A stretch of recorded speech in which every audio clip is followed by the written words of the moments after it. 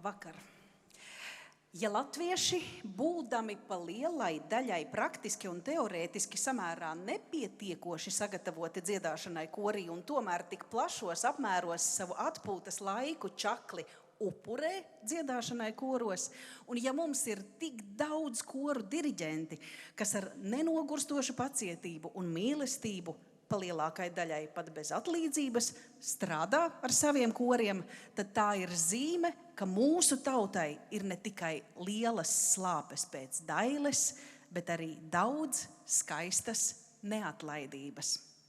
Tā 1936. gadā rakstīja komponists Ādolfs Ābele, kurš noteikti būtu gandarīts, ka viņa pareģotais par kormākslas uzplaukumu ir piepildījies. Un pamats uzplaukumam ir meistarība arodā.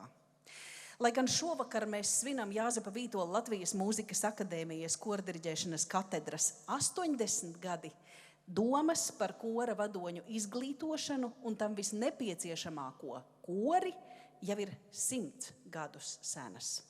Vismaz 2 gadus desmitus Jāzepam Vītolam un viņa muzikālajai sirdsapziņai Paulam Jozus bija jācīnās, lai mūsu alma mater būtu ne tikai 1924. gadā atvērtā kora klase, kur diriģēšanas tehniku apgūt, bet arī galvenais instruments diriģenta tapšanā – koris.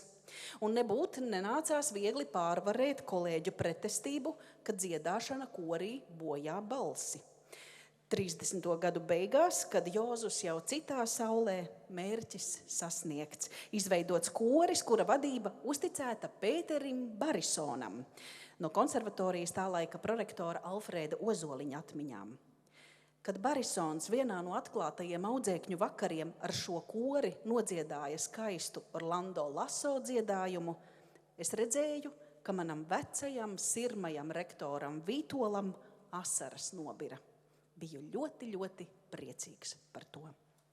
Bet nāk 40. gadi, kara, juku, traģēdiju laiks, apstājas arī konservatorijas darbība, un tikai 1944. gada rudenī ar Alfrēdu Kalniņu kā rektoru tā darbība atsākas un tiek īstenots rīkojums atvērt kora diriģēšanas katedru, un tas Jēkaba Mediņa vadībā tiek darīts.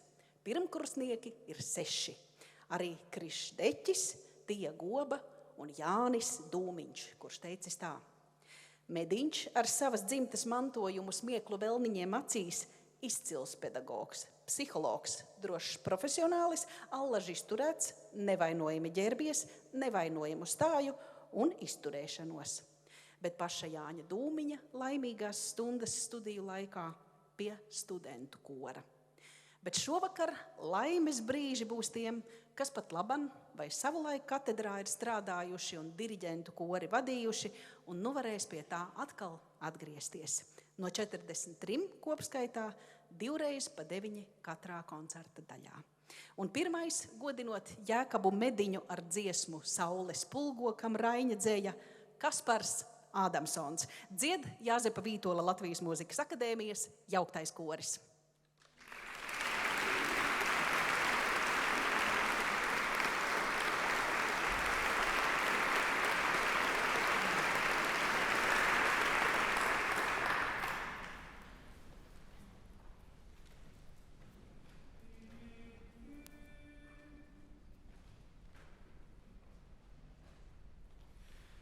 Saules pulgo visu dienu zari zari.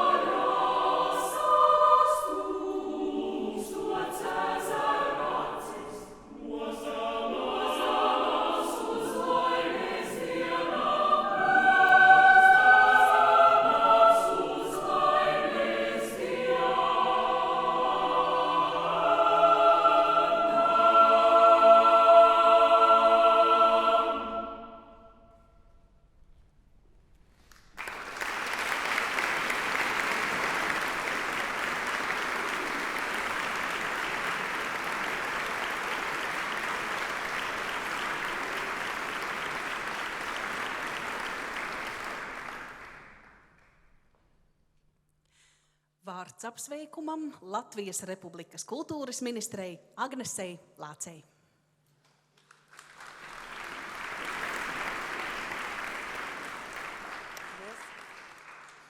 Labvakar!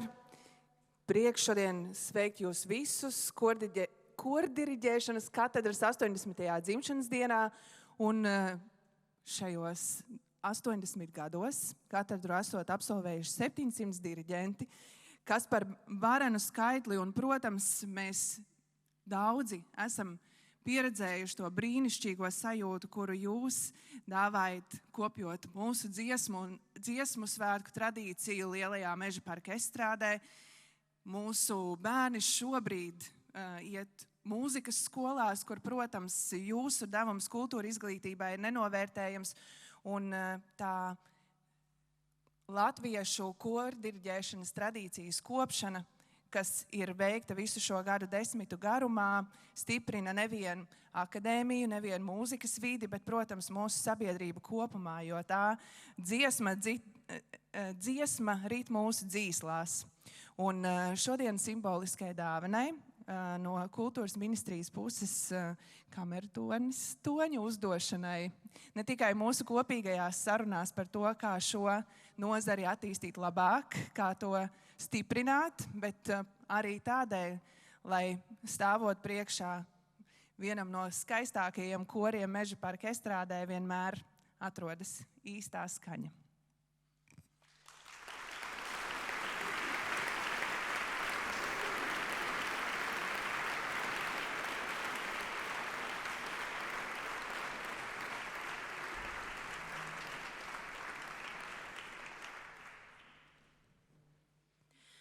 Talants esot 10% inspirācijas, jeb iedvesmas, un 90% ekspirācijas, jeb svīšanas. Tā teicis vīrs ar asu mēli, asu prātu un daudzām sejām Emilis Melngailis, kurš diriģentu skološanā piedalījās vēl tad, kad katedras nemaz nebija. Pirms 100 gadiem, 1924. gadā izveidotā Latviju dziedātāju koru diriģentu biedrība pa laikam rīkoja diriģentu skološanai īpašus kursus, un, piemēram, 1935. gadā tādi 9 dienu garumā notika Ludzā. Mūzikas elementāru teoriju, diriģēšanas tehniku un dziesmu analīzi mācīja grupa profesionāļu, to skaita Emilis Melngailis, Jēkabs Vītoliņš un Jānis Dreimanis. Kursi 40 diriģentu notika katru dienu no 8 rītā līdz 10 vakarā ar 2-3 stundu garu pusdienu pārtraukumu. Kā raksta Aldonis Kalniņš, Emīlim Melngailim 3. mīlestība pēc komponēšanas un tautas melodiju vākšanas bijusi diriģēšana.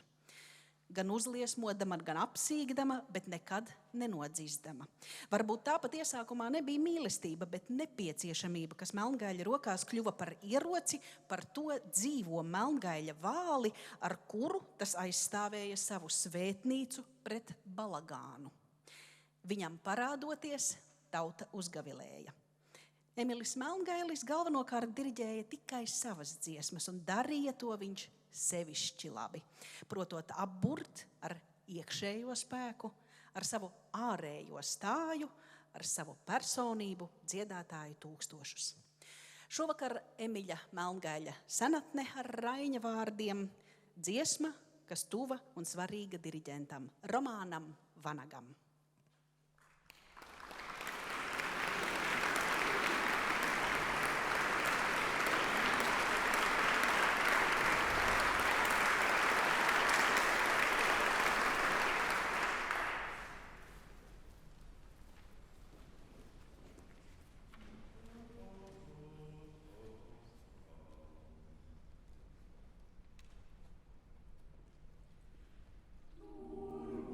Urbi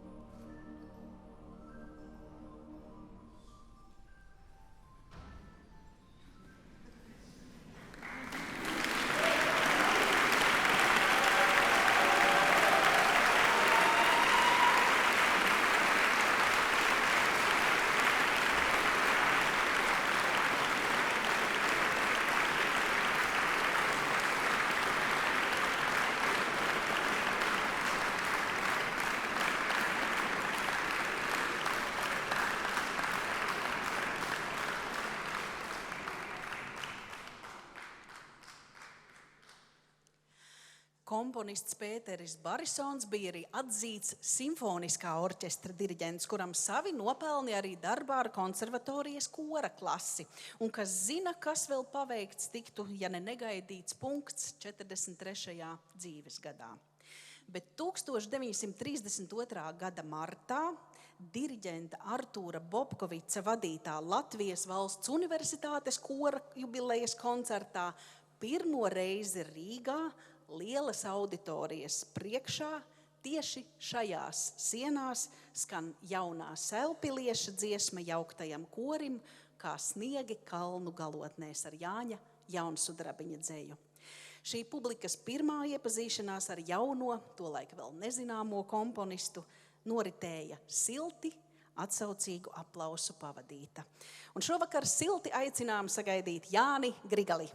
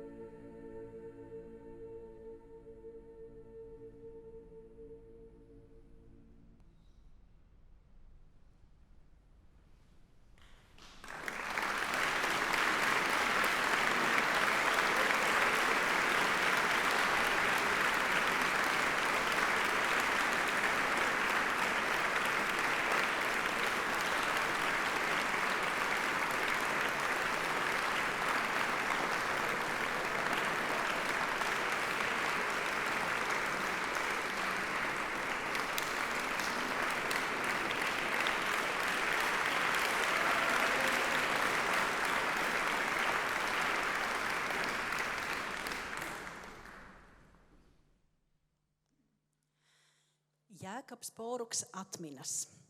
Tas bija laikam 1915. gada pavasaris Pēterpilī, kā sevišķu dārgumu atmiņa glabā brīdi, kad Teodors Reiters mēģinājumā korim aplaudējot ieveda visnoslēpumaināko un suģestīvāko latviešu komponistu Jāni Zālīti. Tā būs bijusi svētdiena, jo zāle bija pilna saules, trauslu, bet harmonisku stāvu, smalki veidotu seju, daļām, dziļām acīm, ļoti atturīgs, aristokrātiski mierīgs, viņš gāja caur aplaudētāja rindām, pateikdamies par suminājumu ar tikko manāmu galvas palocīšanu. Studentēs valdījies liels satraukums, jo par Zālīti bezcerīgi jūsmoja daudzas. Tā kā arī vīrus viņš valdzināja ar kaut ko nepasakāmu visā savā būtē un mūzikā. Viņš mūs neuzrunāja, apmainījās tikai dažiem klusiem vārdiem ar diriģentu un nosēdās pie flīģeļa. Birstaliņas mēģinājums. Šalts tu birstaliņa maigā valodā, un es klausos tavā šalkoņā. Un ar beidzamā vārda šalkojošo akordu diriģents kori aptur un notiek burvība. Līdz tam latviešu mūzikā nedzirdētais akords, kas tik ģeniāli uzbura zaļo birstalu pavasara vējā un lapu smaržā, turpina šalkt kaut kur pāri mūsu galvām telpā. Zāle sastingst brīnumā. Burvības atrisinājums ir vienkāršs. Zālītis bija nospiedis klavieru pedāli, un stīgas rezonēja mūsu balsu skaņā. Par kora pārsteigumu autors atkal tikai klusu pasmaida.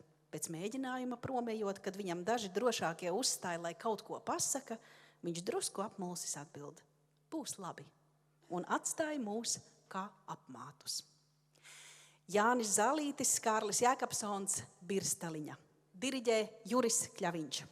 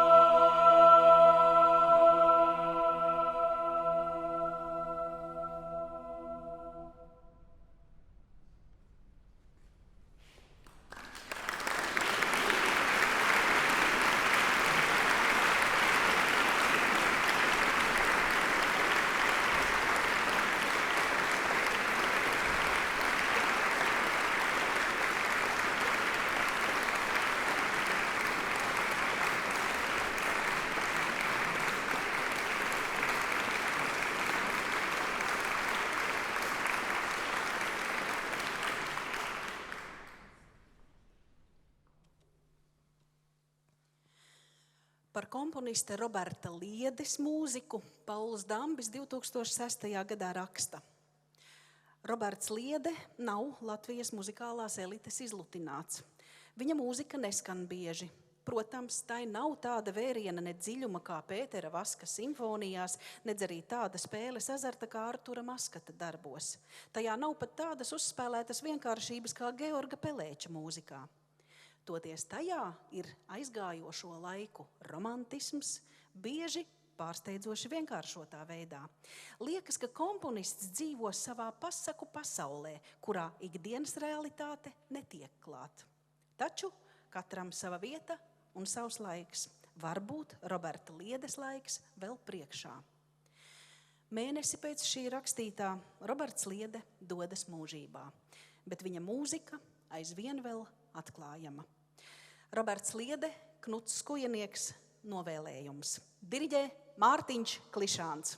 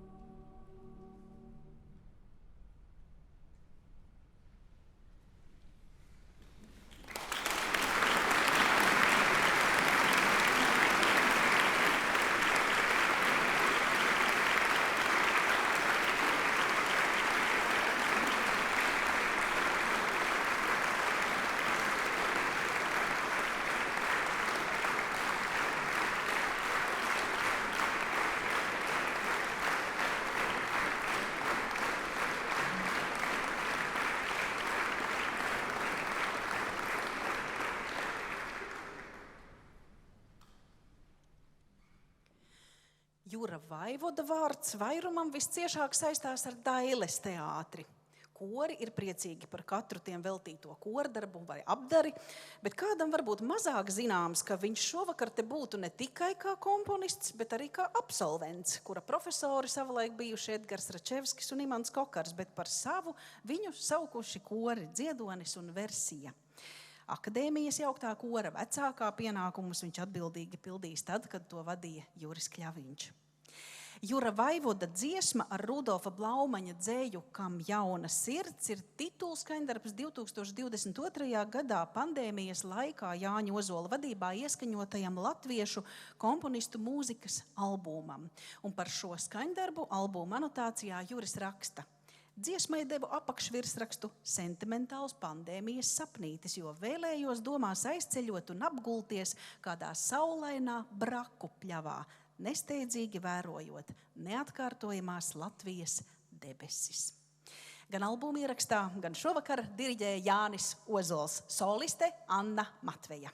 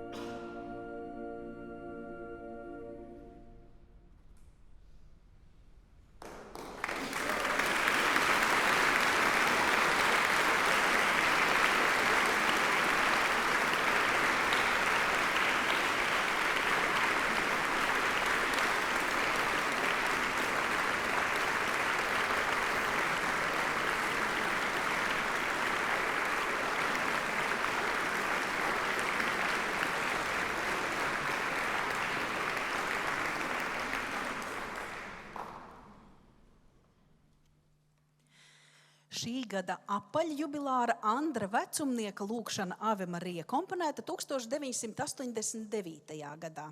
2 gadus agrāk Jāzepa Vītola Latvijas Valsts konservatorijas 3. kursa students Vecumnieks, atbildot uz laikraksta Padomju jaunatne žurnālistes jautājumu par to, kas īpaši šajā laikā viņu satrauc, saka: Manu dienu lielākā daļa aizrit konservatorijā, tāpēc runāšu konkrēti par to.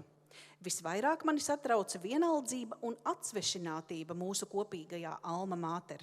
Tā jau nav, ka mēs savā starpā nesasveicinātos vai, teiksim, nepaprasītu citam, kas jauns, kā iet. Nē, nošķirtība jūtama svarīgās reizēs, lielās lietās. Tā, piemēram, aktieri gatavo diplomdarbu izrādi. Viņiem turpat blakus strādā komponisti un izpildītāji. Kāpēc interesantas un svaigas visai mūsu kultūrai un sabiedrībai svarīgas idejas viņi nevarētu meklēt kopīgi?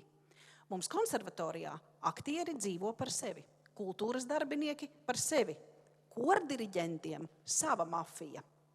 Tā Andris Vecumnieks 1987. gadā. Aicinām un diriģentu un šī brīža jauktā kora māksliniecisko līderi Valdi Tomsonu. Andris Vecumnieks, Ave Marija.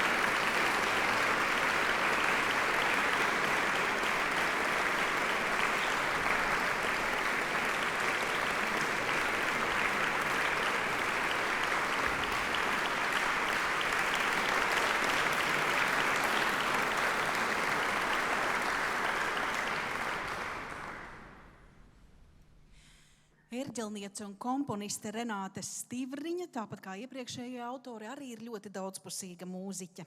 Izdzīvota jauniešu kora Kamēra skola pie Māras Irmā, korus diriģējusi arī viņa pati, aizraujas ar gleznošanu, kino un saka: man patīk viss, kas ir autentisks, nevis pārspīlēti samākslots. Tāpēc arī vēlos, lai viss sarežģītais, kas nāk no manis, būtu organisks. 2009. gadā viņa dodas studēt uz Krakovu un joprojām tur mīt. Un šajā 2009. top arī skaņdarbs Angelus Domini. Diriģē Ints Teterovskis.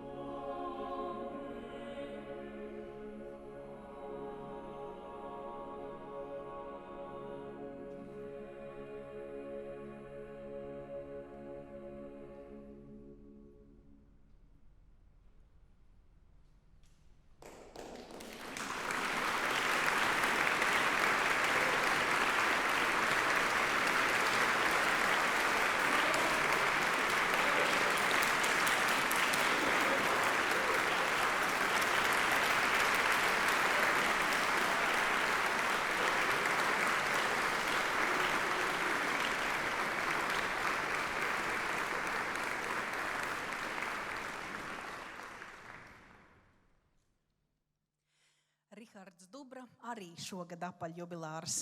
Pirms 10 gadiem tieši Mūzikas akadēmijas koris un Māris Sirmais bija tie, kas pirmatskaņoja viņu kompozīciju Tu skaisto dīva dārza rūze. Un tā bija daļa no ļoti nozīmīga notikuma katedras dzīvē.